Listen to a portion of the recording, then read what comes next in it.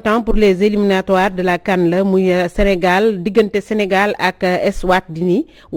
Eswatini voilà j'y arrive moom nag dinañu xamal li nga xamante ni moo xew foofulee bu ñu ca noppee victime du net ñu ànd ci ak Sohaibou Diop deuxième partie bi c'est l'affaire de Souka Mbaye ñu ànd ak moom ci Nepad musical ñu daal di ndar képp bile magazine régie jox leen ñu ñëwaat.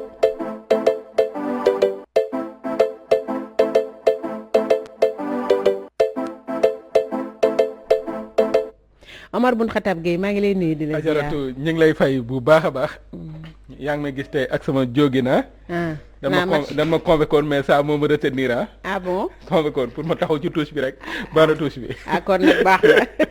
mi nga ñu ngi nuyu ñëpp di leen ziar di am mbégte nag teewaat fii ci ndimbalu sunu borom ak kattanam di ziar ñëpp di nuyu Abou Mbaye Rëccu Fal Macky Abou ñu ngi lay nuyu bu baax di nuyu Sohaibou di nuyu El Hadji Ndiogu Mbengue sa di nuyu waa régie ak caméraman yi ñu ngi ziar ñëpp daal di ñaanal ñëpp jàmm allahumma amiin moom Sohaibou Diop moom la ñuy nuyu di ko ziar Sohaibou nuyu naa la. maa ngi lay fay ça va bien sant yàlla bu baax a baax di nuyu sénégalais yi wala boog di nuyu sax ñi ma bokkal plateau bi lee di nuyu sénégalais yi nga xam ne bu waxtu wi jotee ñu bàyyi seen lépp jàkkaarloo ñun ñi ci prison yi ci Sénégal duñu leen fàtte naka noonu ñi ci hôpitaux yi ñaanal leen bu baax ñu yëkkati ko ak jàmm ak salaam incha allah ci kanam ak victime du net. d'accord ci kanam tuuti lay doon El Hadji Ndiogu Mbengue nuyu naa la ziar la. Adja ñi ngi lay fay di am mbégte ak kontaante di nuyu sénégalais yi nga xam ne ñu ngi ñuy teewlu foofu saat la joor xam naa nga xam ni gaa yaa ngi noonu tàmbali match bi ñu ngi leen di nuyu di leen ziar di wax ne Sénégal na jël ndam li waaye aussi tamit di dem ba Touba nuyu xalifa général des Mourides Serigne Mountakha di nuyu bu baax sunu Serigne sunu xarit Serigne Sidi mu Serigne Abdou Lahad Mbacké di ko ñaanal Mbacké mu yàgg fi te ànd ak wér di nuyu bu baax ki nga xam ne Serigne Khadim Fall nekk ca kër ga di nuyu Serigne Abdou Karim Mbacké borom Makarimul Akhlaq di sant di gërëm sénégalais yi nga xam ne ñu ngi ñuy teewlu yëpp Cheikh Bara Ndiaye borom def gis Serigne Medoune Sey borom Tawfeex ñu ngi leen di nuyu waaye di nuyu Mama Dieynaba Fall borom Géejawaay waaye di nuyu bu baax ki nga xamante ni kii moom la ñuy wax monsieur Lo kooku sunu tonton la di ko ñaanal jàmm di nuyu ñi ñu bokkal plateau bi yëpp di am mbégte ak bànneex ci teewaay bi. d'accord régie ngeen jox ñu tampon bu ndaw ñu dellu si.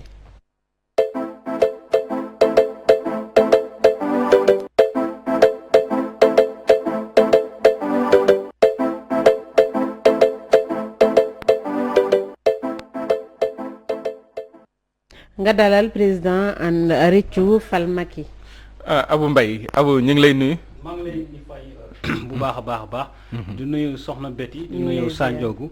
ak mon frère Sohaibou voilà donc c'est ça. Rëccu Fal Macky lan ngeen bokk ak mouvement Rëccu bi njëkkoon a taxaw wala benn mouvement bi la. waaw Rëccu Fal Macky benn mouvement kese la. donc Rëccu Fal Macky ñu ngi ko créé en 2019. mais nag Rëccu Fal Macky dafa wuyu turam après élection wala avant élection. avant deuxième mandat bi lañ ko créé.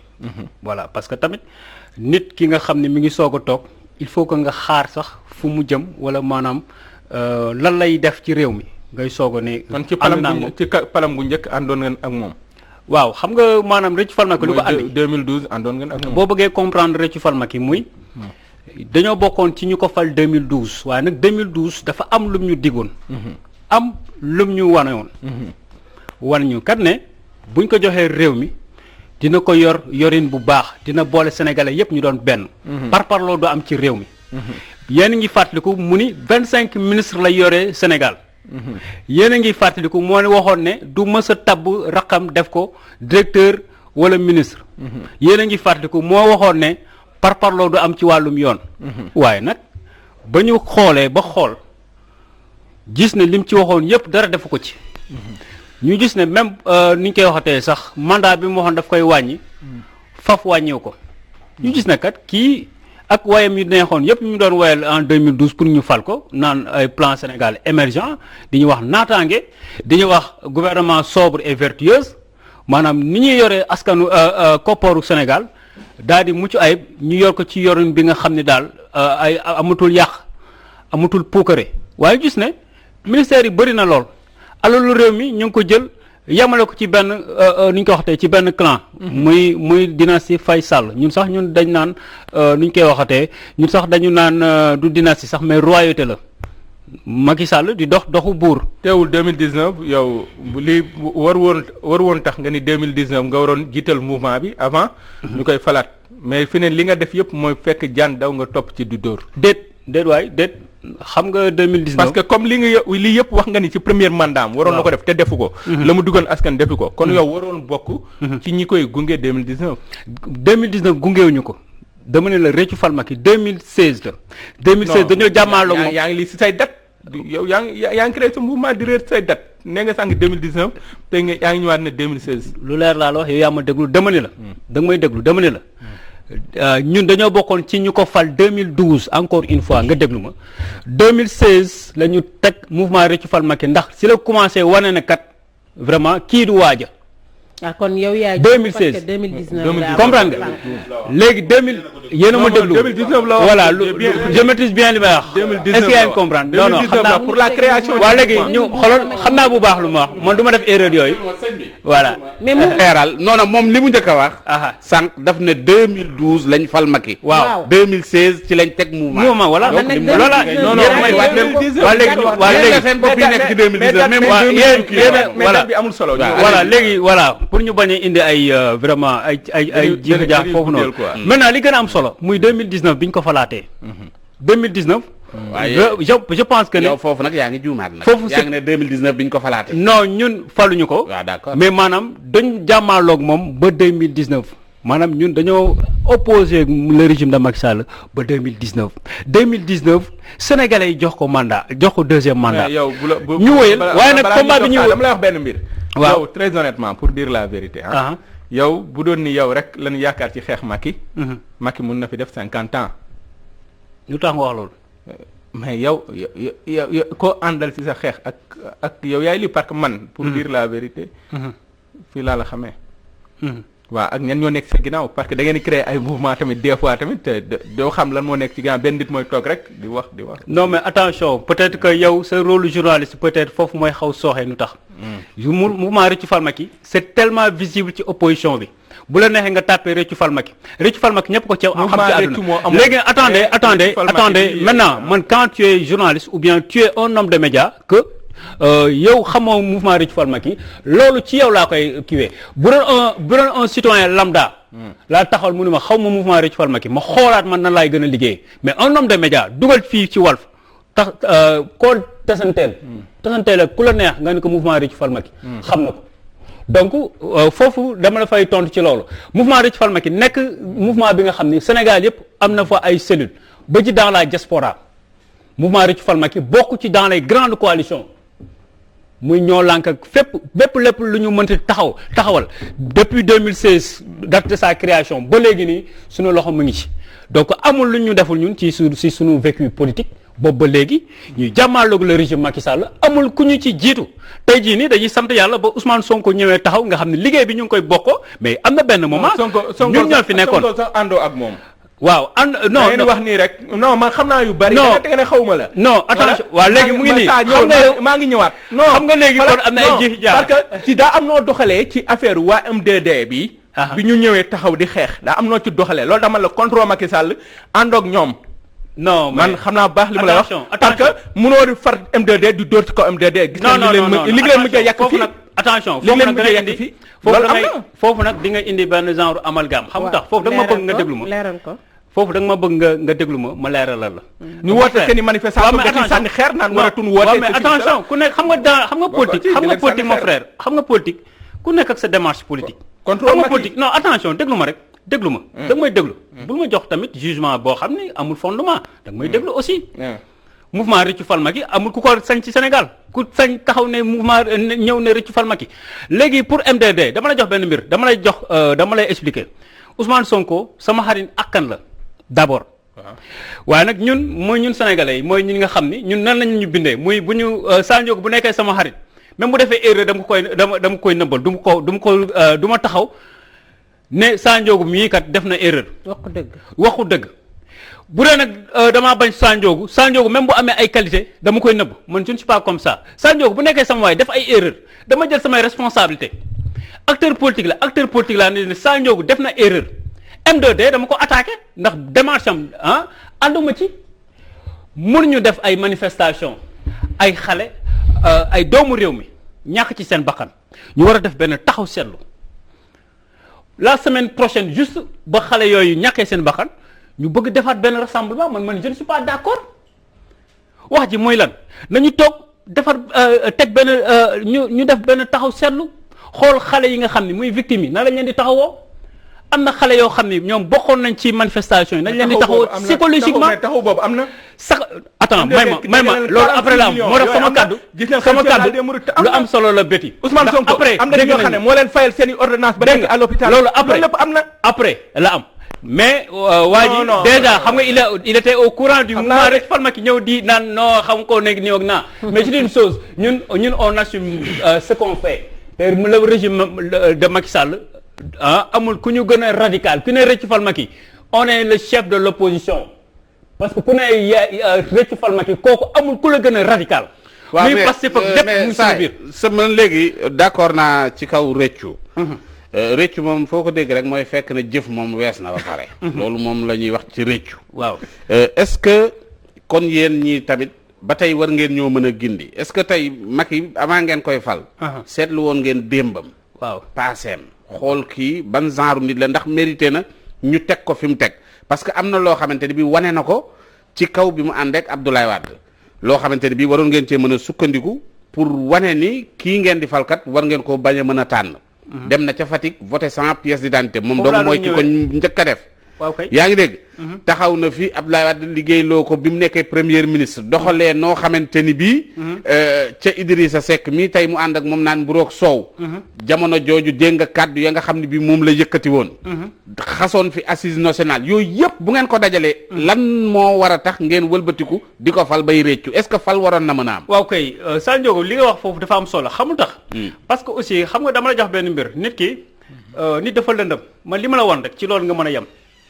tey jii nii man en fait Macky Sall en 2012 contexte bi ñu ko falee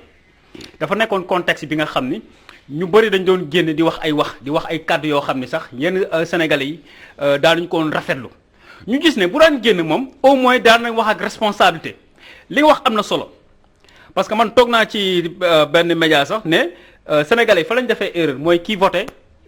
mooy ba ñu falee ki nga xam ne da doon voté sans carte d'identité fekk mu ngi nekkoon premier ministre kooku bu toogee ak yelleef daf ciy dëgg tànkam loi et règlement daf ciy dëgg tànkam c'est ce qui se passe présentement muy ak yelleef dafa tumaranke Sénégal déet mais loi et règlement ñaare beneen bi tamit mooy bi nga xamante ne bi ñoom ñëpp si yeneen benn pacte waaw pour ne bu ñu def campagne mu wër di campagne waaw loolu tamit wane am na yoo xam ne loolu aussi xam nga foofu benn d'une part di nga ko d'une part di nga ne c'est normal parce que Sénégal tey ñun dañoo tàmm benn mbir muy acteur politique yi fii la ñu nekk di communiquer ak ci plateau yi mais man dama d'accord ñuy dem di wàcc sur le terrain di dem di waxtaan ak askan bi di leen jox loxo. non dañu waxoon ne Ablaye Wade bi ci warta bokk sëñ bi déglu ma dañu waxoon ne Ablaye Wade mi warta bokk ci élection yi waru ci bokk wala déedéet. waaw donc ñu daal di wax ne duñu campagne daal maanaam bëgguñu sax élection am loolu moo nekkoon mbir mi. waaw Macky moom dem di campagne yi. mais absolument yooyu yëpp boo ko dajalee maanaam da ngay ñëw ba ci da ngay ñëw ba léegi ci mbuusu Reccu Falmaki nag li ci gën a am solo tey jii nii muy maanaam combat bi dafay dañ koy wéyal lu tax ndax tey jii la sénégalais bi gën a sonn tey la sunu koppar yi gën a maanaam tey lañ leen gën a sàcc voilà le mot comprendre mais yéen am ngeen ci part de responsabilité est-ce que xam nga ci loolu. mais absolument moo tax ba léegi. ñu taxaw tem di wéyal suñu mouvement Reccu Falmaki ak beneen doxalin nag indi beneen doxalin boo xam ne dañuy dem ci sénégalais yi sensibiliser leen am na benn slogan bu ñu créé temps yi rek mu yeewu yeete ku yeewu yee sa morom. yeewu yeete ku yeewu. kon nangu woon ngeen ni da ngeen doon nelaw. léegi maintenant loolu xam lan lay permettre. léegi lan la ñuy permettre Sa Ndiogou sama maye nopp. waaw kon nangu woon ngeen ni nangu ngeen da ngeen doon nelaw ñuy dem ci jaaykatu jën ba. ci jaaykatu caaf ba ci siraaskatu dàll bi ne ko bul jaay sa carte bu ko jaayee. wala yow lu tax nga jàpp ni jaaykatu jën bi jaaykatu daal kii bi ñooñu ñooy nelaw. non du ñooñu ñooy nelaw. mais lu tax nga ci leen nommément daan na dem ci jaaykatu caaf bi dem ci jaaykatu jën bi dem ci siraaskat bi pour yow ñooñu yëguñu la gaar gi di riir. ndax ñooñu la nit ñi fàtte ndax ñooñu la ñu marginalisé. ñoo da nga def pour yee leen da nga def pour yee leen. bu ñuy waxtaan lu tax nga bëgg a jël nelaw gi féetale ko foofu est-ce que yow jàppoo ni nelaw gi mooy yéen ñii soi-disant les intellectuels ñii yéen a nelaw. non yéen a nelaw ba Falmaki. je suis d'accord moo tax ma ne la quand même moo tax ma ne la xam nga ñu lenn lañ bëgg a génnee ci politique Sa Ndiogou. muy politique gu séminaire comme tëju ci ay xaw ma lan King Fahd Place ak affaire yooyu noonu moo tax ma ne la jaaykatu jën beeg quand je te parle de jaaykatu jën ak jaaykatu caaf beeg kii bi je te parle du sénégalais je te parle du peuple sénégalais dans son ensemble pour wane ne diversité bi am ñooñu ñëpp waruñu leen bàyyi ginnaaw tey jii nii waruñu di tëju rek comme naan ay M2D tëju fenn def seen conférence de presse tiré en France tiré wolof ñëwaat toog. est-ce que yabal la est-ce que maintenant je dis une chose mon frère non mais mon frère gars yi non mon frère après ñu ñëw di leen sànni xeer dañuy dugg ci biir gars yi ba gars yi miin leen léegi c'est-à-dire que da ngay wax ay wax yoo xam ne du waxu plateau il faut être responsable tu es journaliste ay mouvement yoo xam ne maanaam ay mouvement dóorkat dafa bari voilà ci dëkk bi mooy mouvement yoo xam ne dañuy ñëw constitué mouvement nii rek merci beaucoup sénégalais yéeg lay déglu sénégalais yéeg lay déglu xam nañu bu baax vers le Sénégalais yi ñu ngi may déglu wax nañ ci campagne Macky ñu ñëw tu ne dois pas être partisan mon frère lu wax nga ni M2D nga door seen kaw te M2D moo fi ne jamono yi ñu ñëw tuuti dama la dégg quelque part yow nga ni problème yi fi amoon ba yenn ci abu wuy maa ngi lay laaj dama dégg nga ne jamono ji passé li fi amoon événement yi fi amoon ba ñenn ci ay doomi Sénégal ñàkk ci seen bakkan état bi am na ci une part de responsabilité lan moo tax nga wax loolu mais absolument parce que état bi nañu wante dëgg boo xoolee Macky Sall moo digoon jeunesse sénégalaise 500 000 emplois durant 5 ans ba premier mandat am jeex amul benn emploi bu mu créé mu taxawaat 2019 ah Pikine dig leen 1 million d'emplois comprendre nga léegi ba mu leen diggee 1 million d'emplois léegi ñu gis ne boobu ba léegi defu ci dara nga yaa ngi fàttaliku octobre gii passé am na ay doomu sénégalais yu bëri yi nga xam ne ñàkk nañ seen bakkan di doon dem Barça wala Barsak man sama rangooñ dafa tuuru xamul tax man jàppoon naa ne am na lu bëri loo xam ne féete nañu ginnaaw dootul amati Sénégal ay Barça wala Barsak loolu noonu responsabilité état bi la ñu ñëwaat ba ci affaire 3 jours de manifestation yi noonu ngay wax c'est important parce que man j'avais vu quelque chose qui tramait dama ko doon gis ci sama bët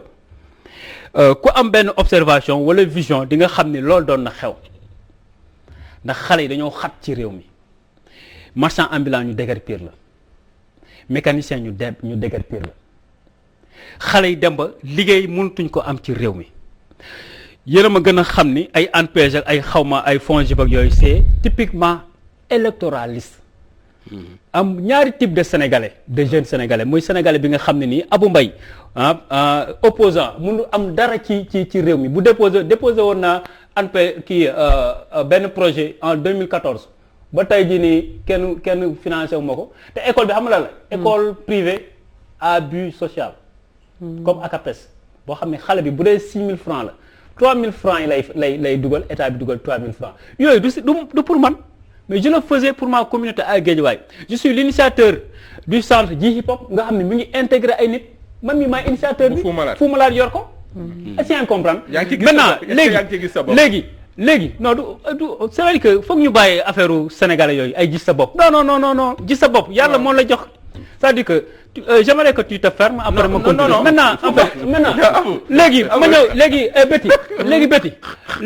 ci 1 million d'emplois yooyu noonu maintenant Omar Abou du sa léegi 1 million yooyu noonu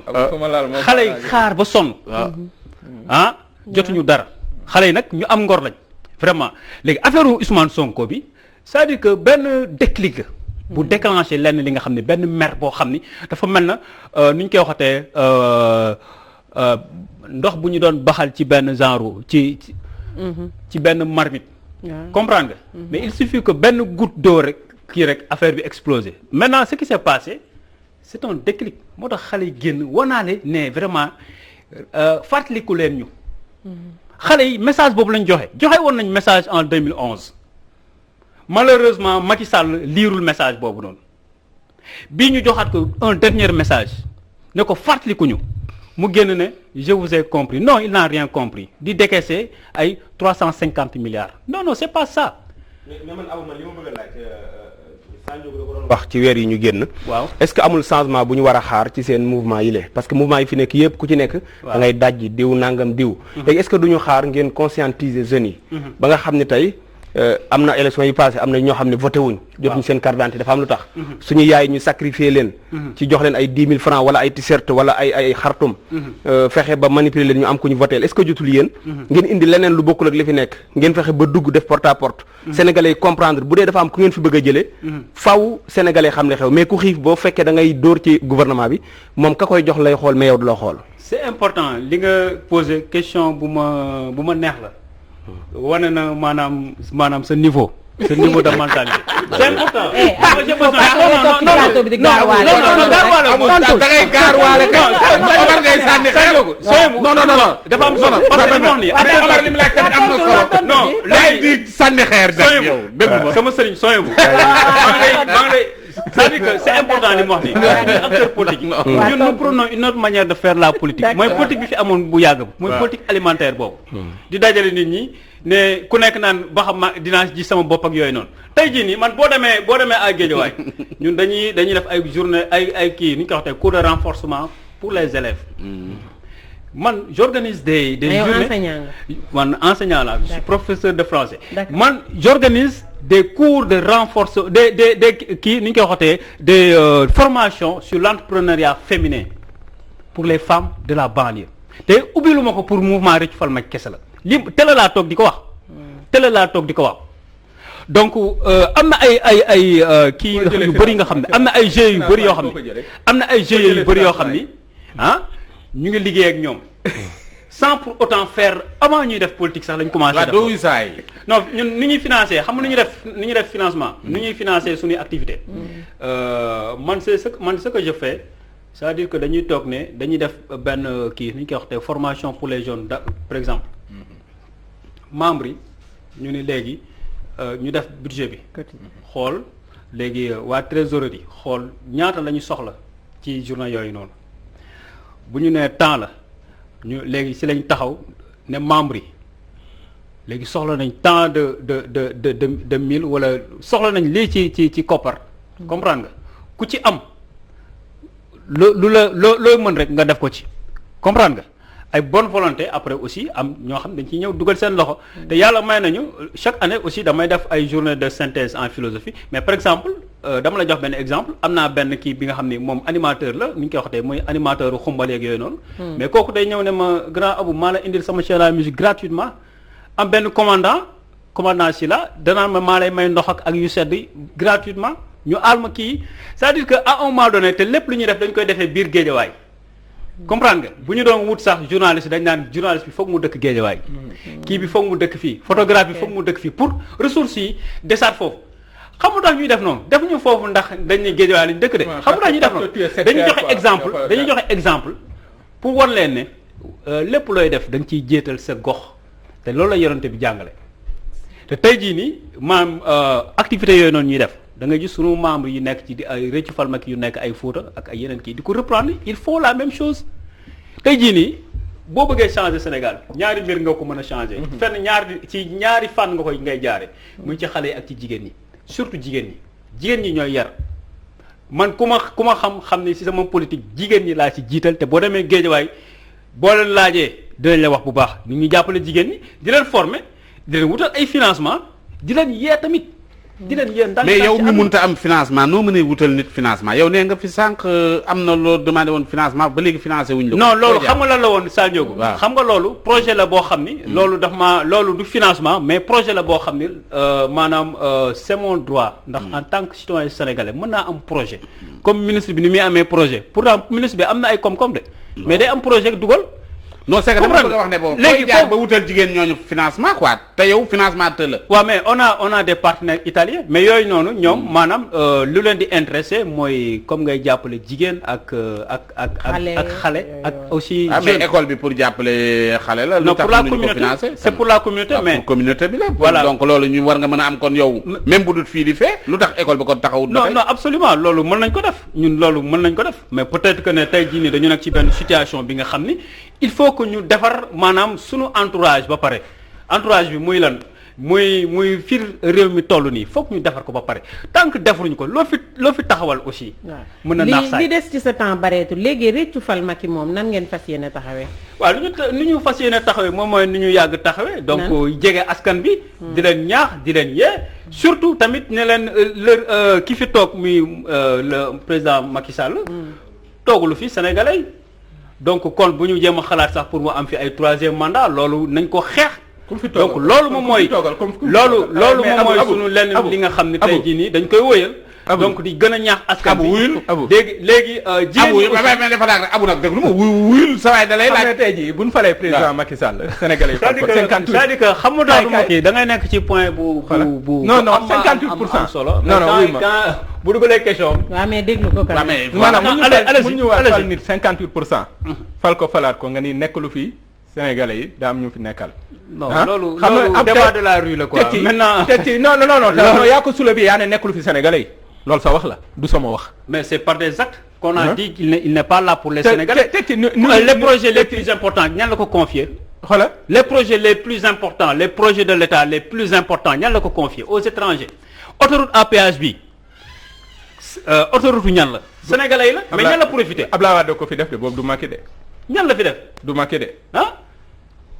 d'accord mais ça devait revenir au Sénégal da am loo leen umpale da ngeen di sori nguur te nga ni suñu nguur yi ay messi lan